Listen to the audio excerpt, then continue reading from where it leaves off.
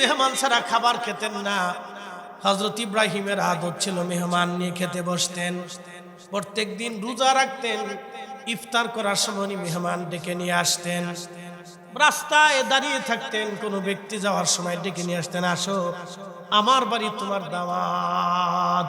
একসাথে ধরে বলবেন আল্লাহু আকবার। জিন্দেগি তোর যাইরে ফাঁকি দিয়া রে সোনার আদম, জিন্দেগি তোর যাই ফাঁকি দিয়া। এসেছেন যত নবী সকলের ইমাম, সালাম নবী তোমায় হাজারো সালাম। ইব্রাহিম আলাইহিস সালাম একদিন এক লোকরে ডেকে আনছে, খাইতে বসেছে। ইব্রাহিম আলাইহিস সালাম বিসমিল্লাহ বলে শুরু করলেন, কিন্তু হযরত ইব্রাহিম দেখলেন মেহমান বিসমিল্লাহ বলে না, বিসমিল্লাহ ছাড়া শুরু করে দিচ্ছে। ইব্রাহিম সালাম হাত ধরলেন, ও আল্লাহর বান্দা থামো, তুমি বিসমিল্লাহ কেন বললা না? বলে, ইব্রাহিম আমি তোমার বিসমিল্লাহ মানি না, আমি তোমার বিসমিল্লাহ মানি না। ইব্রাহিম আলাইহিস সালাম তারে বললেন, যাও, তোমার আমি খাইতে দেব না, চলে যাও। পাঠাই দিলেন। আল্লাহ সাথে সাথে ওহী করে বলেন, ইব্রাহিম মানুষ কি তুমি বানাইছো না আমি বানাইছি? বুঝে যা। আল্লাহর ব্রড মাইন্ড বুঝে যান। আল্লাহ কত বড় উন্নত মনের অধিকারী বিধায় এদেশের কত মুসলমান গুনাহ করে, তারপর আল্লাহ গজব দেয় না। কি কথা ঠিক আছে না ভাই? কত গুনাহ করে, আপনার গুনাহ বুঝাবো, আপনার বুঝাই।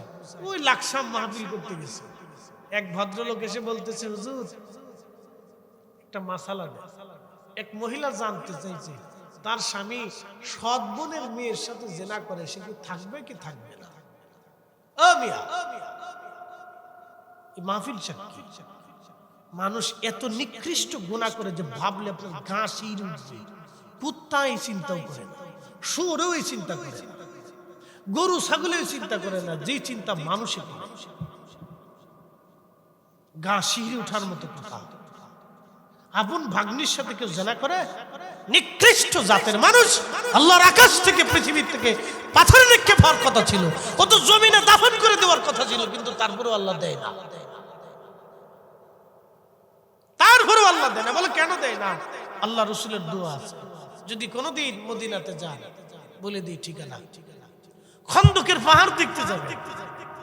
যেই খন্দকের খাল 3 মাইল পর্যন্ত খনন করা হয়েছিল, খন্দকের পাহাড়ের পিছনে একটা পাহাড় আছে, জাবাল আবু সিলা। জাবাল আবু সিলার একটা ছোট্ট গুহা আছে। এই গুহার ভিতরে পড়ে 3 দিন 3 রাত নবী সিজদার মধ্যে কাঁদছিলেন, ইয়া রব হাবলি উম্মতি, ইয়া রব হাবলি উম্মতি। 3 দিন পরে আল্লাহ বলেন, মেহবুব কাঁদেন কেন? 3 দিন পরে আল্লাহ উত্তর দেয়, হাবিব কেন কাঁদেন? বলে, আল্লাহ আমার উম্মত গুনাহ করে ফেলবে, আমার উম্মতের অপরাধ হয়ে যাবে। আল্লাহ আপনি নূহ আলাইহিস সালামের উম্মতকে ধ্বংস করেছেন, আপনি মুসা কালিমুল্লাহর উম্মতকে ধ্বংস করেছেন, দাউদের উম্মতকে বানর বানিয়ে দিয়েছেন, সালেহ আলাইহিস সালামের উম্মতকে মাটির সাথে মিশিয়ে দিয়েছেন, লূতের উম্মতকে আপনি মাটির ভিতরে দাফন করে দিয়েছেন। আল্লাহ আপনি আমার উম্মতকে ধ্বংস করে দিবেন না। আমি জানি আমার উম্মতের অনেক গুনাহ হবে, আল্লাহ আপনি আমার উম্মতকে মেরে ফেলবেন না। আল্লাহ বলেন, হাবিব ওয়াদা করলাম আপনার উম্মতকে একসাথে ধ্বংস করব না। এই জন্য দেখেন কয়েকদিন আগে বাংলাদেশ একটু লাড়াচাড়া দিছে। কি কথা কন না কা? কি দিছে? কি দিছে? লাড়াচাড়া দিছে, লাড়াচাড়া দিছে। এটা যদি আর একটু লাড়াচাড়া দিত, 5 স্কেল থেকে যদি 8 স্কেলে যাইতো, বাংলাদেশের 65% বিল্ডিং ভাঙতো। আপনার চাঁদপুরের 65% বিল্ডিং ভাঙতো। 100 বিল্ডিং এর ভিতরে 65% বিল্ডিং ভাঙিয়ে পড়ে যেত। 65 পরিবার 100 পরিবার থেকে শেষ হয়ে যেত, নিঃশেষ হয়ে যেত। কোটি কোটি মানুষ মারা যাইতো। রাতের ধ্বনি সকালবেলা, রাতের ধ্বনি সকালবেলা, রাত 10টার পরে ফকির হয়ে যেত। কথা ঠিক আছে কিনা? কি হয়ে যেত? ফকির ফকির, মিসকিন মিসকিন। বাসা বাড়ি বানানোর মতো কিছু ছিল না। ফি লাইলাতিল কদরি ওয়া মা আদরাকা মা লাইলাতুল কদর, লাইলাতুল কদরি খায়রুম মিন আলফি শাহর। নিশ্চয় আমি কদরের রাত্রিবেলা এই কোরআন শরীফকে নাজিল করেছি। হুজুর আপনি কি জানেন এই কদরের রাত কি? এই কদরের রাত হলো একটা রাতের ওজন 1000 মাসের চাইতেও দামি। 1000 মাস ধরে ইবাদত করলে আপনার উম্মতদেরকে যত নেকি দিতাম, এই একটা রাত্রি ইবাদত করলে তার থেকেও বেশি পরিমাণে নেকি আমি আল্লাহ দিয়ে দেব। একটা জবান বন্ধ থাকবে না। চিৎকার মেরে জোরে বলেন সুবহানাল্লাহ। সামনে আসতেছে বারাত। কি আসতেছে? জোরে না, জোরে বলেন। সবে ইমাম ফাকিহি আখবারে মক্কা 1200 বছর আগে লেখা কিতাব। কত বছর আগে? 1200। উনি মক্কার ইমাম ছিলেন। কোথাকার ইমাম? মক্কার ইমাম, হারামের ইমাম, ইমাম ফাকিহ। শুনে যান, উনি ওনার কিতাবে আখবারে মক্কা, মক্কার ইতিহাস নিয়ে একটা কিতাব, আখবারে মক্কা। আর মদিনার ইতিহাস নিয়ে একটা কিতাবের নাম হচ্ছে তারিখ ইবনে শিব্বা, আমার কাছে আছে। এই আখবারে মক্কার ভিতরে ইমাম ফাকিহ লিখছে যে আমাদের জমানাতে লাইলাতুল নিসফি মিন শাবান যখন আসতো, শাবানের 14 তারিখ দিন যে রাত যখন আসতো, খারাজু ইলা বাইতুল্লাহিল হারাম, সমস্ত মুসলমানরা হারামের মক্কার অধিবাসী যারা ছিল তারা সবাই হারামে কাবা শরীফে একত্রিত হতো। ইউসাল্লুনা, একত্রিত হয়ে তারা নামাজ পড়তো। ওয়ায়াদউনা, তারা দোয়া করত। ওয়ায়াকরাউনাল কুরআন, তারা কোরআন শরীফ তেলাওয়াত করত। আরো মজার বিষয় হচ্ছে এই রাত্রিবেলা হারামের বাসিন্দারা তারা জমজমের পানি কুয়া থেকে উঠাইয়া এখনকার মতো ব্রড রাখেন। ব্রড অর্থাৎ মস্তিষ্ক, চিন্তা চেতনাকে অনেক বড় রাখেন, সংকীর্ণ করেন না। আল্লাহ কৃপণ না, আল্লাহ কৃপণ না, আল্লাহ দাতা। আল্লাহ তাকে ভালোবাসে যে দান করে, আল্লাহ তাকে ভালোবাসে যে মাফ করে, আল্লাহ তাকে ভালোবাসে যে দয়া করে। কারণ আল্লাহর উপরে দয়া নাই, আল্লাহর উপরে দানশীল নাই, আল্লাহর উপরে রহমান নাই, আল্লাহর উপরে রহিম নাই, আল্লাহর উপরে ক্ষমা করনেওয়ালা নাই। আল্লাহ তাকে ভালোবাসে যে ক্ষমা করে, আল্লাহ তাকে ভালোবাসে যে দয়া করে। দয়ার বিনিময়ে দয়া, দানের বিনিময়ে দান। মনে রাখবেন, আপনি যদি দান করেন তো আল্লাহ আপনার 70 গুণ দিবে। আপনি যদি মানুষে খাওয়ান তো আল্লাহ ঘরের দরজা দিয়ে রিজিক পাঠাবে। রিজিক আমরা বরাদ্দ করি না, আল্লাহ বরাদ্দ করে। একসাথে কোন আল্লাহু আকবার। ভাই কে বরাদ্দ করে? কে বরাদ্দ করে? আল্লাহ বরাদ্দ করে। রসুলের দরজায় এমন একজন মেহমানদারি, এমন একজন মেজবান আল্লাহ রসুল ছিলেন, নিজের পেটের ভিতরে পাথর চাপা দিয়ে তিনি কাপড় দিয়ে বেঁধে রাখতেন, নিজে খাইতেন না, কিন্তু ওনার দরজা থেকে কোনো ব্যক্তিকে ক্ষুধার্ত পাঠাইতেন না। আস্তে কমান কেন সুবহানাল্লাহ, জোরে বলেন। তিনি এমন এক মহামানব ছিলেন, নিজে ক্ষুধার্ত থাকতেন, কিন্তু ওনার দরজা থেকে কোনো ব্যক্তিকে উনি ক্ষুধার্ত আসতে দিতেন। প্রত্যেক দিন রোজা রাখতেন, ইফতার করার সময় উনি মেহমান ডেকে নিয়ে আসতেন। রাস্তায় দাঁড়িয়ে থাকতেন, কোনো ব্যক্তি যাওয়ার সময় ডেকে নিয়ে আসতেন, আসো আমার বাড়ি, তোমার দাওয়াত। একসাথে ধরে বলবেন আল্লাহু আকবার। ইব্রাহিম আলাইহিস সালাম একদিন এক লোকরে ডেকে আনছে, খাইতে বসেছে। ইব্রাহিম আলাইহিস সালাম বিসমিল্লাহ বলে শুরু করলেন, কিন্তু হযরত ইব্রাহিম দেখলেন মেহমান বিসমিল্লাহ বলে না, বিসমিল্লাহ ছাড়া শুরু করে দিচ্ছে। ইব্রাহিম সালাম হাত ধরলেন, ও আল্লাহর বান্দা থামো, তুমি বিসমিল্লাহ কেন বললা না? বলে, ইব্রাহিম আমি তোমার বিসমিল্লাহ মানি না, আমি তোমার বিসমিল্লাহ মানি না। ইব্রাহিম আলাইহিস সালাম তারে বললেন, যাও, তোমার আমি খাইতে দিব না, চলে যাও। পাঠাই দিলেন। আল্লাহ সাথে সাথে ওহী করে বলেন, ইব্রাহিম মানুষ কি তুমি বানাইছো না আমি বানাইছি? বুঝে যাক। আল্লাহর ব্রড মাইন্ড বুঝে যান। আল্লাহ কত বড় উন্নত মনের অধিকারী বিধায় এদেশের কত মুসলমান গুনাহ করে, তারপর আল্লাহ গজব দেয় না। কি কথা ঠিক আছে না ভাই? কত গুনাহ করে, আপনার গুনাহ বুঝাবো, আপনার বুঝাই। ওই লাকসাম মাহফিল করতে গেছে, এক ভদ্রলোক এসে বলতেছে, হুজুর একটা মাসালা দেন। এক মহিলা জানতে চাইছে তার স্বামী সৎ বোনের মেয়ের সাথে জেনা করে, সে কি থাকবে কি থাকবে না? ও মিয়া, মাহফিল সাক্ষী। মানুষ এত নিকৃষ্ট গুনাহ করে যে ভাবলে আপনার গা শির উঠবে। কুত্তা এই চিন্তাও করে না, শুয়োরেও এই চিন্তা করে না, গরু ছাগলেও চিন্তা করে না, যে চিন্তা মানুষে করে। গা শিহরে ওঠার মতো কথা।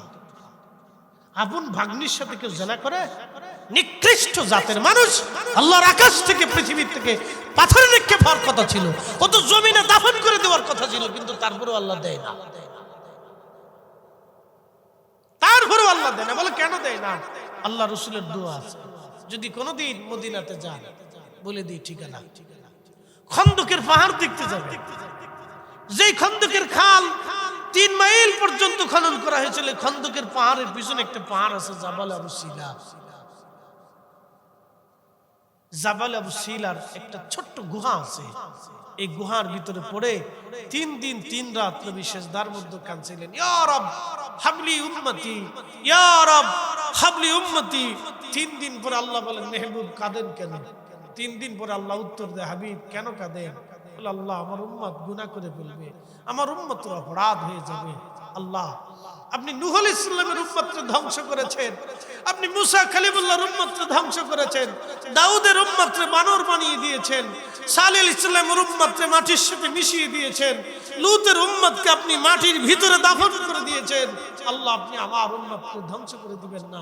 আমি জানি আমার উম্মতের অনেক গুনাহ হবে, আল্লাহ আপনি আমার উম্মতকে মেরে ফেলবেন না। আল্লাহ বলেন, হাবিব ওয়াদা করলাম আপনার উম্মতকে একসাথে ধ্বংস করব না। এই জন্য দেখেন কয়েকদিন আগে বাংলাদেশ একটু লাড়াচাড়া দিছে। কি কথা কন না কা? কি দিছে? কি দিছে? লাড়াচাড়া দিছে, লাড়াচাড়া দিছে। এটা যদি আর একটু লাড়াচাড়া দিত, 5 স্কেল থেকে যদি 8 স্কেলে যাইত, বাংলাদেশের 65% বিল্ডিং ভাঙতো। আপনার চাঁদপুরের 65% বিল্ডিং ভাঙতো। 100 বিল্ডিং এর ভিতরে 65% বিল্ডিং ভাঙিয়ে পড়ে যেত। 65 পরিবার 100 পরিবার থেকে শেষ হয়ে যেত, নিঃশেষ হয়ে যেত। কোটি কোটি মানুষ মারা যাইতো। রাতের ধ্বনি সকালবেলা, রাতের ধ্বনি সকালবেলা, রাত 10টার পরে ফকির হয়ে যেত। কথা ঠিক আছে কিনা? কি হয়ে যেত? ফকির ফকির, মিসকিন মিসকিন। বাসা বাড়ি বানানোর মতো কিছু ছিল না, মাথা গুজারও কিছু ছিল না। বলে দেয় না কেন? ওই যে ওয়াদা করছে আল্লাহ। একসাথে বলবেন আল্লাহু আকবার। তারপরে রসুলের শান ভালো লাগে না, বাংলাদেশের বই থেকে নতুন করে লিখে দিছে রসুলের ওসিলা ধরা, এটা বেদাত। নতুন নতুন যারা এই যে পাঠ্যক্রমের পাঠ্যপুস্তক প্রণয়ন করতেছে, উনরা এটা লিখে দিচ্ছে, নতুন পাঠ্যপুস্তক হয়েছে। বিরাট বড় কিছু পেয়ে গেছি আমরা। বিরাট বুজুর্গ আলাইহিস সালাতু ওয়াস সালামের কথা বললে তো আপনি আমার মনে করেন বেদাতি। ও মিয়া, জিন্দেগিতে যদি রসুলের উসিলা উম্মতের না থাকে, তাহলে উম্মতের জিন্দেগিতে ছাতা কিচ্ছু নাই। হ্যাঁ ঠিক কর না? জোরে বলেন। উম্মতের জীবনে কিচ্ছু নেই। আপনার আছে কি ছাতা? যেই মৌলবী লাগছে ওই মৌলবীর জীবনে আছে কি? ওর ফ্যানের ভিতরে বোমা মারলে পায়খানা ছাড়া আছে কি? ওরে জিজ্ঞেস করেন, বুকে হাত দিয়ে কোরআন শিখছে, বলতে পারে জীবনে কবিরা গুনাহ করে নাই। জিজ্ঞেস করেন, ও বুকে হাত দিয়ে বলতে হবে কোরআন শিখছে, জীবনে কবিরা গুনাহ করে নাই। ও যদি বলতে পারে, তাহলে আমি হাতের ঘড়ি বাদ দিয়ে চুরি করব। তো যেই লোকে জীবনে কবিরা গুনাহ ছাড়া থাকে না, সে রসুলের উসিলা বাদ দেয় কেন? লজ্জা করা উচিত, হায়া থাকা উচিত, শরম থাকা উচিত। লজ্জা শরম আছে? লজ্জা শরমই তো।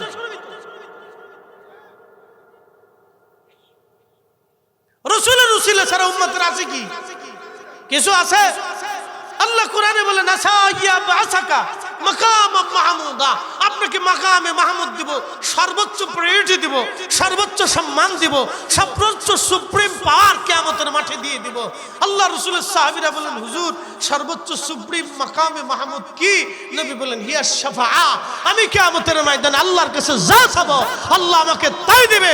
আমি আমার উম্মত ছাড়া কিয়ামতের ময়দানে বেহেশত যাব না। তাহলে উম্মতের নাজাতের উসিলাই তো নবী। আপনি বই থেকে বাদ দিয়ে দিয়েছেন, বুখারী থেকে তো আর বাদ দিতে পারবেন না। আপনি বই থেকে বাদ দিয়েছেন, কোরআন থেকে তো আর বাদ দিতে পারবেন না। পারবেন? পারবেন? পারবে না। তাহলে পাগলের সুখ মনে মনে রায়তুলি তার আগুন, পাগলের সুখ মনে মনে রায়তুলি তার আগুন। এই কথা আমরা যখন বলবো তখন বলবো, ওর বেদাতি হুজুর বুঝে কি? আমরা বেদাতি হুজুর। মন খারাপ করেন না, আমি কোনো ব্যক্তির পক্ষে কথা বলতেছি না, আমি আমার রসুলের পক্ষে বলতেছি। যদি আপনার ভালো না লাগে তাহলে কাজী নজরুলের সেই বক্তব্যের মতো কথার মতো রসুলের অপমানে কাঁদে না তোর মন, মুসলিম নয় তুই মুনাফিক, রসুলের দুশমন। হিসাব সহজ। প্রিয় উপস্থিতি হাজির,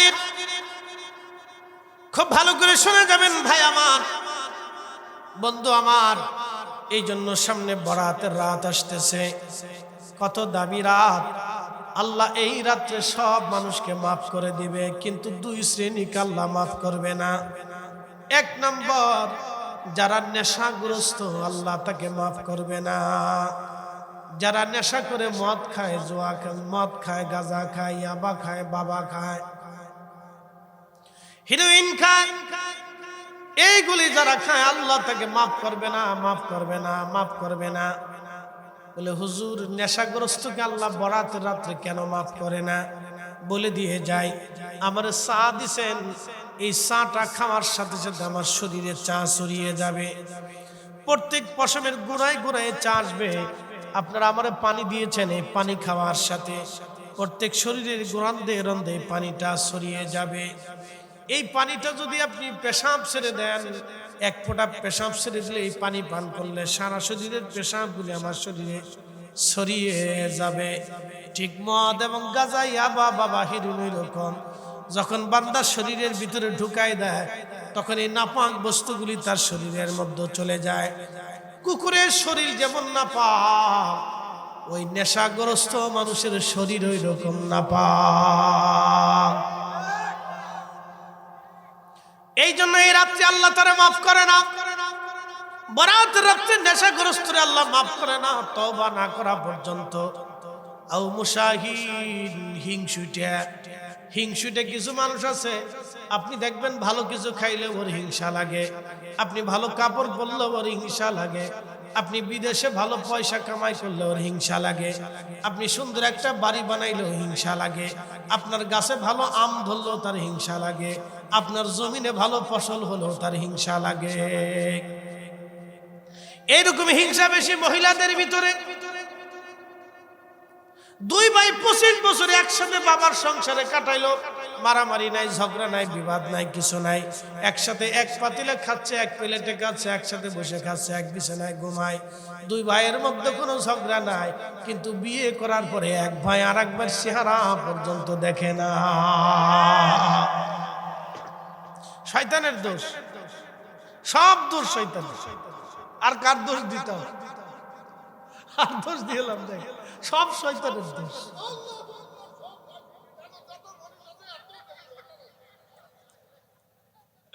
সব শয়তানের দাস। খুব মনোযোগ দিয়ে কথাগুলি শুনে যাবেন। ও নারী সমাজ, মন খারাপ করবেন না ভাই আমার, মা আমার, বোনেরা আমার, মন খারাপ করবেন না। বোন আপনাকে বলতেছি, হিংসা এই বরাতে রাত্রি সব আল্লাহ মাফ করে দেয়, কিন্তু হিংসুটে মানুষ আল্লাহ মাফ করে না।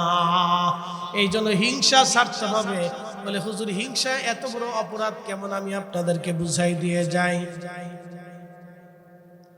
তুলার গুদামের ভিতরে যদি আপনি আগুনের কয়লা ছেড়ে দেন তাহলে কি হবে? তুলার গুদামে আগুনের কয়লা ছাড়লে কি হবে? শেষ। তো মানুষের অন্তরে যখন হিংসা আসে তো মানুষের জিন্দেগি শেষ। শয়তানের 9 লক্ষ বছরের ইবাদত শেষ হয়েছে হিংসার কারণে। কথা ঠিক আছে নি? কত লক্ষ বছরের ইবাদত? 9 লক্ষ বছরের ইবাদত শেষ হয়েছে কিসের কারণে? হিংসার কারণে। 9 লক্ষ বছরের ইবাদত শেষ হিংসা। জোরে বলেন কি? জোরে বলেন। এই হিংসার কারণে আমাদের দেশের বিবাদ শেষ হয় না। 1 ইঞ্চিও জমি ছাড়তে চায় না কেউ। কি কথা ঠিক আছে নি? 1 ইঞ্চিও জমি ছাড়তে চায় না, মসজিদও ছাড়তে চায় না, রাস্তাও ছাড়তে চায় না। কেন? আমি রাস্তার জমি দিতাম না।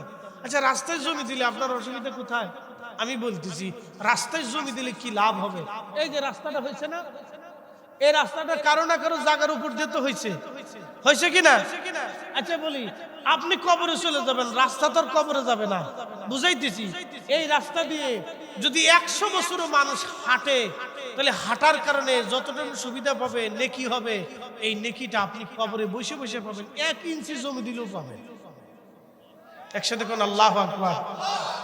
আপনি কবরে যাবেন, কিন্তু রাস্তা কবরে, এই রাস্তা যতদিন থাকবে, আপনি 1 ইঞ্চি জমি দিচ্ছেন, বেশি দিন না, 1 ইঞ্চি দিচ্ছেন, 2-7 জমি দিচ্ছেন, যতদিন রাস্তা থাকবে ততদিন আপনার আমল নামায় নেকি চলতে থাকবে। একসাথে বলবেন আল্লাহু আকবার। তাহলে আপনি বুঝে যান এটা কত বড় দামি কাজ। ভাই রে, হিংসা হিংসি করেন না ভাই আমার। আমরা দায়ী আল্লাহ, মানুষকে আল্লাহর দিকে ডাকি, আমাদের আদত এটা। আপনাদেরকে বোঝানোর দায়িত্ব আমাদের, বুঝার দায়িত্ব আপনাদের। আমাদের দায়িত্ব হলো বোঝানো। আমি বলে দিছি, আপনারা মানবেন কি মানবেন না সেটা আপনার ইচ্ছা, তবে আমরা আল্লাহর কাছে ফিরে চলে যাই। কার কাছে? আল্লাহর কাছে চলে যাই। প্রিয় উপস্থিতি, কষ্ট হচ্ছে না আপনাদের? অসুবিধা নাই তো? আর আধা ঘন্টা বাড়লে তো সমস্যা নাই ইনশাআল্লাহ। তাহলে একসাথে বলেন না জবান খুলে আল্লাহু আকবার। আচ্ছা, একটু জিকির দেব না, অসুবিধা? তাবারক তো আছে, তাহলে ইনশাআল্লাহ ভালো জিনিস। অনেকে তাবারকে আঙ্গুল লাগাই দিচ্ছে, কারণ এটাও করা যেত না। বাইরে ভাই আমি বুঝলাম না, এর কি মানসিক সমস্যা আছে? মনে হয় মস্তিষ্ক সাইকোলজিক্যাল প্রবলেম আছে, এর চিকিৎসা করানোর দরকার। এখানে আঙ্গুল দেন কেন? এই আজকের তাবারক কি খালি মানুষই খাবে? কুত্তায় খাবে না? কথা কর না, খাবে না? শিয়ালে পাইলেও পাইতে পারে, কথা ঠিক আছে না? বিড়ালেও পাইতে পারে। এখানে কি সবাই কোটি কোটি টাকার মালিক নেই? হাজার হাজার কোটি টাকার মালিক এখানে। আমরা সবাই মধ্যবিত্ত, নিম্নবিত্ত, কথা ঠিক আছে না? তো একটু তাবারক বরকতের খাবার বাপ আমার, এটা মাহফিলটা আল্লাহর জন্য। একসাথে বলেন, মাহফিল কার জন্য? তাবারকটাও কার জন্য? বলে বাড়ির খাবার আর আপনার মাহফিলের খাবার কিন্তু এক না, কথা ঠিক আছে নি? এক না। আমি ওহুদে গেছি জিয়ারা করার জন্য। তো ওহুদের পাহাড়ে এক আরবি মাদানি ছেলের মা আসছে। আল্লাহু আকবার। তার মাথার থেকে পা পর্যন্ত কিছু দেখা যায় না, বোরকায় আবৃত, চোখটাও দেখা যায় না। আর আমরা দেশের বেদিরা তো টেডি বোরকা পরে, ও বোরকা না টুরকা না সুরকা কিছু বোঝা যায় না। ওরে বোরকার বোরকা, বোরকা পরে এমন টিকটক বানাচ্ছে, টিকটক দেখলে শয়তানে কয় খালা রে তুই থাকতে আমার আর কোনো টেনশন নাই রে খালা। বোরকা পরে টিকটক বানাচ্ছে, আরে সর্বনাশ, শয়তানে চিন্তা করে ও খালা করতে গেছিল রে, খালা দিয়ে আমার ফেল করে দিচ্ছে। হ্যাঁ, কি মারাত্মক বলা ঠিক কয়, দেখছেন না? তো এক তালে কয় না, একজনে খুশা দেয় আরেকজনে কয় ঠিক। ওরা যে টিকটক বানায় এটা দোষ নাই, ওরা যে টিকটক বানায় এখানে কোনো দোষ নাই, সব দোষ খালি বেডিকা, সব দোষ মহিলা, ওকার কোনো দোষ নাই, ওরা সব বলি আল্লাহ। এ মনোযোগ আপনাদেরকে বলতেছি, শোনে কি কইতাম, কি তাওয়াজ করতাম। ওই মহিলা মাথার থেকে পা পর্যন্ত বুকরায় দিত। তো তার একটা ছেলে একটা মেয়ে, মদিনার বাচ্চাদেরকে যদি দেখেন এত সুন্দর, মনে হবে যে পৃথিবীতে এত সুন্দর মানুষ নাই, আর এত ভদ্র নম্র। পৃথিবীতে মদিনার নারীদের মতো পর্দানিসীন নারী পৃথিবীর কোন অঞ্চলে আপনি পাবেন না, মনে রেখেন। মদিনার নারীদের মতো পর্দানিসীন নারী, মদিনার পুরুষের মতো ভদ্র পুরুষ, মদিনার মানুষের মতো ভদ্র মানুষ পৃথিবীর কোন জনপদে নাই, পৃথিবীর কোন জনপদে আপনি পাবেন না। তারা হইচই পর্যন্ত করে না, মদিনায় সিল্লা ফাল্লা পর্যন্ত করে না, হাইটে যে যাবে হাঁটার আওয়াজও তাদের আসে না।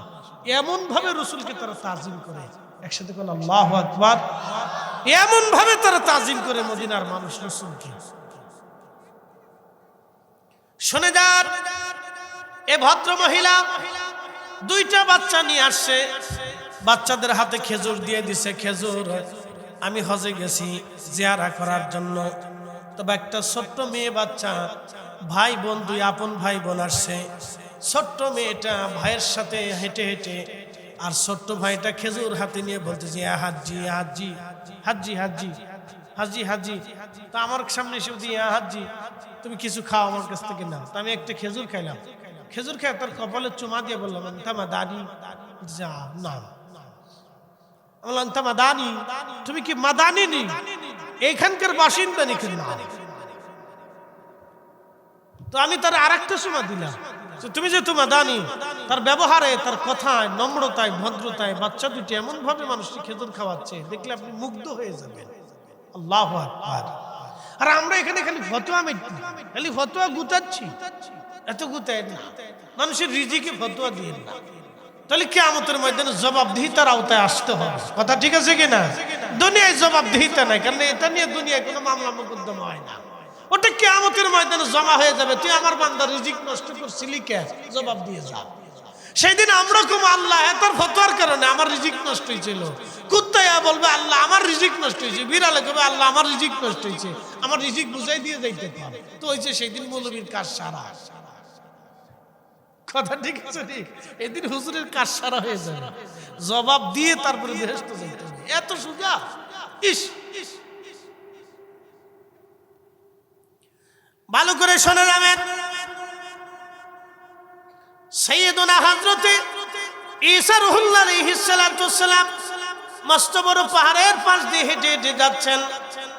যাওয়ার সময় ঈসা রুহুল্লাহ আলাইহিস সালাতুস সালাম দেখলেন সুন্দর একটা সাদা মার্বেল পাথর পড়ে আছে।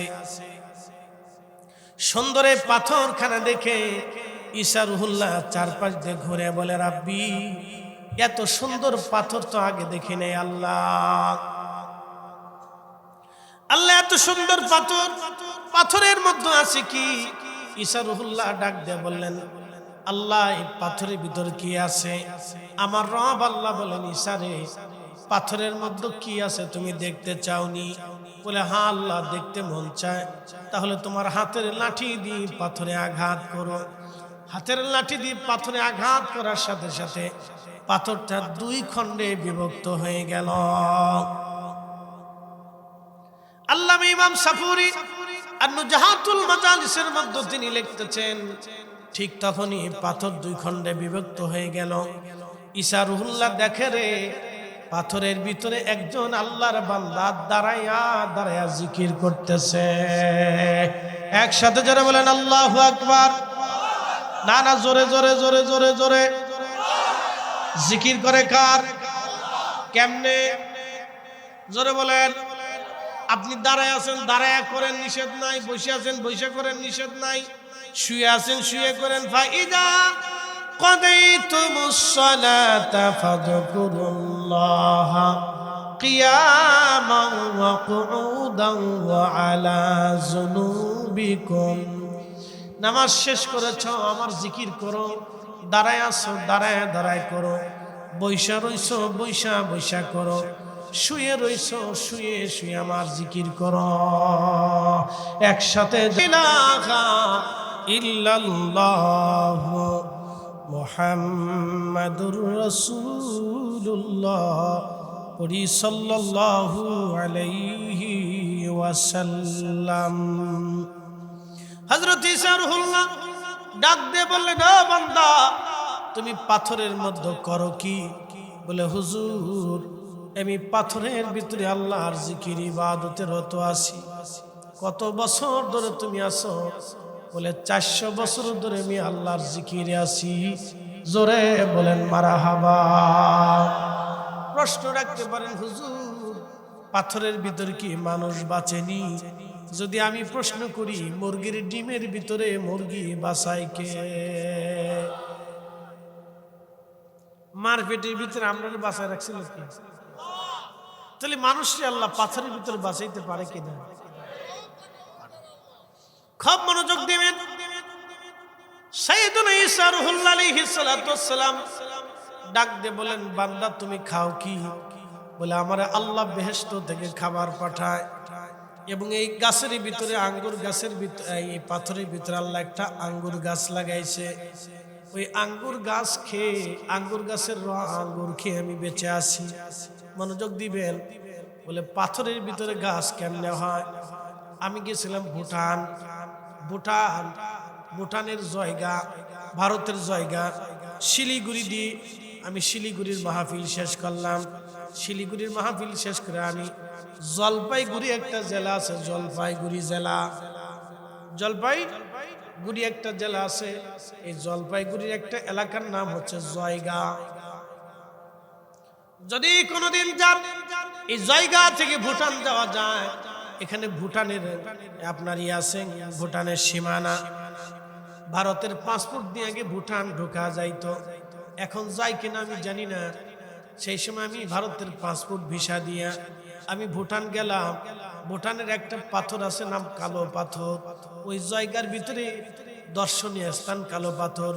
ওইখান থেকে ভুটানের জাতীয় বৌদ্ধ মন্দির আছে। ওইখানে ভুটানিরা বৌদ্ধরা ওইখানে পূজা অর্চনা করে, জাতীয় বৌদ্ধ মন্দির। ওই বৌদ্ধ মন্দির আমি দেখলাম। ওখান থেকে তারপরে আমি পাহাড়ের উপরে উঠলাম। পাহাড়ে একটা কালো পাথর আছে, কালো পাথর বিরাট মস্ত বড়, ফুটবলের মতো একটা গোল পাথর। আমি বললাম এই পাথর কি দেখানোর জন্য আপনারা আমারে নিয়ে আসছেন? তো আমার ওই ভাইরা বললো, না হুজুর, পাথর দেখানোর জন্য আনি নাই। আপনি দেখেন পাথরের উপরে একটা গাছ আছে। কিভাবে এই পাথরের ভিতরে একটা গাছ আল্লাহ বাঁচায় রাখলেন?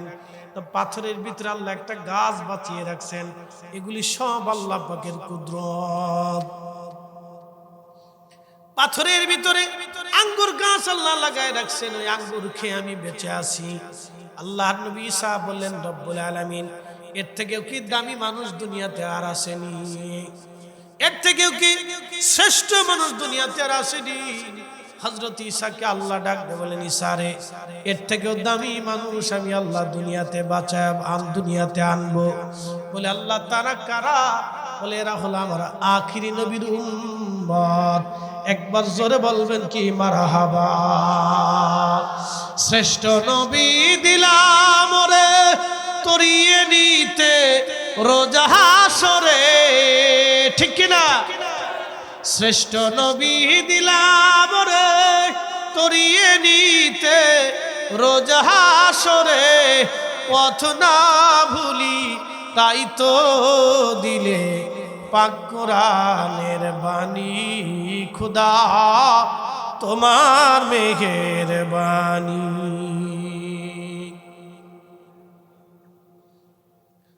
ও হাজিরিন, সাইয়্যিদুনা ঈসা রুহুল্লাহ আলাইহিস সালাতু ওয়াস সালাম সিজদার মধ্যে পড়ে বলেন, রাব্বি, আখিরি নবীর উম্মতের এত মর্যাদা কেমনে দিবা, কেন দিবা? আল্লাহ ডাক দিয়ে বলেন, ঈসা রে, আমি আমার আখিরি বান্দাদের ভিতরে এমন কিছু কিছু রাত দিব, বিশেষ বিশেষ মুহূর্ত দিব। আমি আল্লাহ তাদের জন্য বোনাস দেব, বোনাস। এই বোনাসের একটা নাম হচ্ছে লাইলাতুন নিসফি মিন শাবান। শাবানের 14 তারিখ দিন যায় রাত।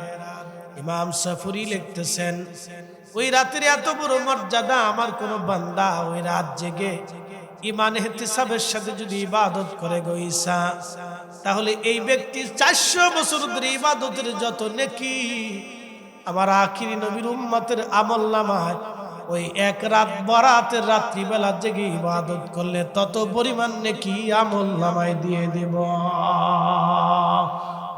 আস্তে হয়ে গেছে, জোরে বলেন, আরো জোরে বলেন। বুঝাইতেছি, জুমা। আপনি ভাবতেছেন এটা বুঝি অনেক নাকি না? আর একটু বুঝে, জুমা নাম কি? ইহুদিরা ইবাদত করে শনিবার, খ্রিস্টানরা ইবাদত করে রবিবার, আর আমরা আল্লাহ দিয়েছেন জুমা, শুক্রবার। বাংলায় বলে শুক্রবার, আরবিতে হচ্ছে জুমা। ভালো করে শুনিলেন। ইংরেজিতে বলে ফ্রাইডে নাকি? জুমা। এই জুমাটা নবী বললেন উম্মতরে, কোন উম্মতরে আল্লাহ জুমা দেন নাই। 1 থেকে 2,24,000 নবী রাসূল আসছে, আল্লাহ কাউরে জুমা দেন নাই। শুধু আল্লাহ আমারে, আমার উম্মতরে জুমাটা দিছে। সুবহানাল্লাহ বললেন না আপনারা? এই উম্মত অনেকে জুমাও পড়ে না ঠিক মতো। 3 জুমা কেউ যদি কাজা করে, তাহলে শুনে যান, 3 জুমা। কয় জুমা? 3 জুমা যদি কেউ কাজা করে, তাহলে তার অন্তরে আল্লাহ মোহর মেরে দেয়। মোহর মারার কারণে তারা নামাজ, রোজা, জিকির ফিকির কিছু আর ভালো লাগে না। অন্তরে আল্লাহ আগুন লাগায় দেয়, মোহর মেরে দেয়, ফুরায় দেয়, শেষ। এই জন্য জুমা কখনো কাজা করবে না। অসুস্থ হলো জুমা তো উপস্থিত, জুমা কাজা করবে না। আর যদি কাজা হয় যায় তাহলে কঠিন ভাবে তওবা করবেন, আল্লাহ মাফ করে দেন। জুমা আল্লাহ রাসূল বললেন, কোরআন আল্লাহ বলেন ইযা নুদিয়া লিস-সালাতি মিন ইয়াউমিল জুমআ ফাসআউ ইলা যিকরিল্লাহি ওয়া যারুল বাই'। যখন আজান পড়ে যাবে, বেচা বিক্রি, ব্যবসা বাণিজ্য, বাড়ি ঘর সংসার, স্ত্রী পুত্র পরিজন, সমাজ সমাজ, রাষ্ট্র রাজনীতি ফাজনীতি সব ছেড়ে দাও, সব ছেড়ে দি মসজিদের মধ্যে চলে আসো। নবী বললেন, যে উম্মত কদমে হেঁটে হেঁটে হেঁটে হেঁটে মসজিদ আসবে, আদব এবং ইখলাসের সাথে জুমার নামাজ আদায় করবে, আবার মসজিদ থেকে হেঁটে হেঁটে বাড়ি যাবে, প্রত্যেক কদমে কদমে, শোনেন আমি তো 400 বছর হিসাব দিছি, এবার কত হিসাব নিয়ে যান। প্রত্যেক কদমে কদমে 1 বছর ইবাদত করলে যত নেকি, 1 বছর রোজা রাখলে যত নেকি। জুমার দিনে আমার উম্মতরা হেঁটে হেঁটে মসজিদে যাবে, হেঁটে হেঁটে যাইতে যাইতে প্রত্যেক কদমে কদমে 1 বছর ইবাদত করলে যত নেকি, 1 বছর রোজা রাখলে যত নেকি, প্রত্যেক কদমে কদমে আল্লাহ তত নেকি লিখে দেবে। এখন যদি 400 কদম হাঁটেন 400 বছরের নেকি, যদি 1000 কদম হাঁটেন 1000 বছরের নেকি, যদি 500 কদম হাঁটেন 500 বছরের নেকি, যদি 2000 কদম হাঁটেন 2000 বছরের নেকি। তাহলে বরাতের রাত্রে ইবাদত থেকেও জুমার দিনে হাইটে মসজিদে গেলে তার থেকে বেশি নাকি। একসাথে কোন আল্লাহু আকবার। আমি তো আপনারা বরাতের নেকির হিসাব দিয়েছি 400 বছরের। অনেকে চিন্তা করবে জ্বালা দিস, এটা বানোয়াটা দিস, এটা বানায় কিচ্ছা কাহিনী বানাইছে, কত কিছু কবে। শয়তানের যুক্তির কোনো শেষ নাই। আমি আরো নেকি আপনাদের দেখাচ্ছি, নেকি আরো দেখাই। রোজার ওয়াজ এরপরে শেষ, আপনাদেরকে নিয়ে কিয়াম করব, দোয়া করব, মনোযোগ দেন। শেষ ওয়াজ তখনই ঈসা রুহুল্লাহ সিজদার মধ্যে পড়ে কয়, আল্লাহ আপনি আমারে তো নবী দিবেন, নবুয়ত দিবেন, আল্লাহ আমি আপনার কাছে আরেকটা দরখাস্ত করতেছি। আখিরি নবীর উম্মতের এত দাম, আল্লাহ আমার ওই নবীর উম্মত বানায় দেন। ভারতে গেছি, ভুটানে গেছি, সৌদি আরব গেছি, আরো কয়েকটা দেশ ইনশাআল্লাহ যাচ্ছি। খুব মনোযোগ দেন। আরো গেছি, কোন দেশে এত মাহফিল নেই যত মাহফিল বাংলাদেশে আছে। বাংলাদেশে যত মাহফিল হয় সারা পৃথিবীতে এত মাহফিল হয় না। বাংলাদেশে যত গরু চোর আছে সারা পৃথিবীতে এত গরু চোর নেই। এ জাতীয় ওয়াজ শুনতেও যেরকম মজা পায়, ওয়াজ দিতেও মজা পায়, চুরি করতেও মজা পায়, মিথ্যা কথা কইতেও মজা পায়, ফলের ভিতরে ফরমালিন দিতেও মজা পায়, খাবারে বিষ মিশাইতেও মজা পায়। কি যে হরেক রকমের জাতি, বোঝা বড় মুশকিল। রং সিনা বড় মারাত্মক, বহু রঙের জাতি। মসজিদে এসে নামাজ পড়ে, আবার বেডি মানুষে যখন নাচ দিবে, নাচের সামনে যাবো এটাই মুসলমান। ওই যেখানে যদি মমতাজ তখন জেলের ভিতরে বাদ দিলাম, অন্য বেডি যদি আসে, ওই আপনাদের নারায়ণপুর স্কুল মাঠে যদি কোনো বেডি এসে গান গায়, তো দেখবেন যে এই দেশের কত মুসলমান চেয়ার এক ধরে যে মাঠের সামনে বসে দেখবেন সুন্দর রে। আবার পরে শুক্রবার এসে মসজিদে এসে নামাজ পড়ে সেজদা দিয়ে সুবহান রাব্বিয়াল আলা, সুবহান আল্লাহ মাফ করে দাও। কত হরেক রকমের মুসলমান বাংলাদেশে পাওয়া যায়। এই জন্য আমি বাংলাদেশের মতো মুসলমান সারা দুনিয়াতে নাই, সারা দুনিয়াতে এরকম মুসলমান নাই। তো যা হোক, আপনাদেরকে নিয়ে অনেক কথাই বললাম, হাসতে হাসতে অনেক বাস্তব কথা বললাম। কেউ কষ্ট পেলে মাফ করবেন। আমরা ফিরে যাব একসাথে, বলেন কার কাছে? ও আদম রে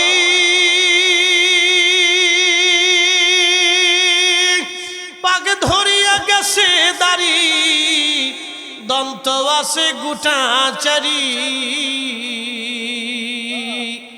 সমন জারি গিয়াছে করিয়ারে সোনার আদম, জিন্দেগি তোর যাই ফাঁকি।